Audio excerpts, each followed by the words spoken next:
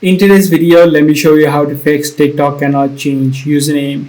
If you're having issues changing your username within TikTok, let me show you a few solutions that you can try out. Now, the first thing that you need to understand is that TikTok has a 30-day cooldown period for the username. So if you have already changed your username and it hasn't been 30 days yet, in this situation, you would not be able to add in a new username or would not be able to change it. So just wait out until the 30-day period hits, and only then you'd be able to add in the new username within your TikTok account. Now, if this is not the case for you, what you need to do is try to clear out the corrupted menu cache. So just head over to the hamburger menu on the top right, head over to settings and privacy, scroll down, head over to free up space, just tap on the clear cache option, which you'll be able to see. Just tap on the clear option. Once you do this first step, make sure that you remove the TikTok app from the recent app list. Try to open up the app again, try to see if now the issue is fixed. However, if the issue still persists, what you can do is just entirely bypass the application